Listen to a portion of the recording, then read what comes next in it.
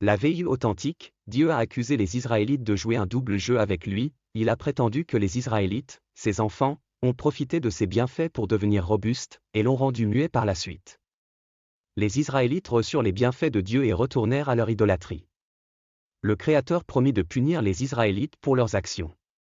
Dieu a dit, quand Éphraïm a parlé, tremblant, il s'est exalté dans Israël, mais quand il a offensé par le culte de Baal, il est mort.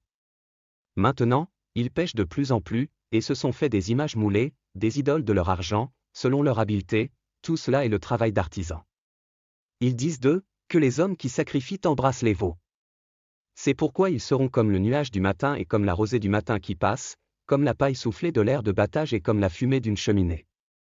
Je suis l'Éternel, ton Dieu, depuis le pays d'Égypte, et tu ne connaîtras pas d'autre Dieu que moi. Car il n'y a pas d'autre sauveur que moi. Je t'ai connu dans le désert, dans le pays de la grande sécheresse. Quand ils ont eu des pâturages, ils ont été rassasiés et leur cœur s'est élevé, c'est pourquoi ils m'ont oublié.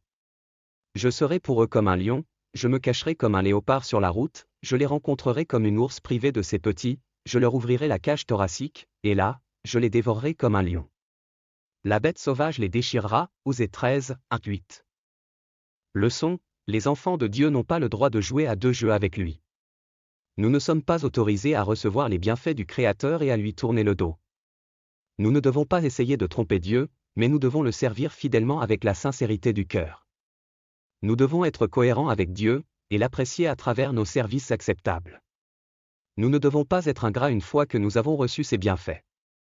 Dieu nous a demandé d'éviter les péchés et de suivre son chemin de justice afin que nous puissions prospérer.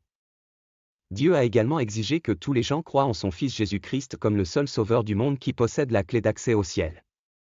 Quiconque obéit à la loi de Dieu et le sert bien prospérera sûrement. La prière, cher Dieu, je veux vivre une vie simple devant vous. Aide-moi à être cohérent avec toi dans tous mes efforts. Laisse-moi être toujours franc et sincère devant toi. Donne-moi le pouvoir d'apprécier ta bonté dans ma vie, et laisse-moi vivre le meilleur de la vie pour glorifier ton saint nom. Car c'est au nom de Jésus-Christ que je fais mes demandes. Amen.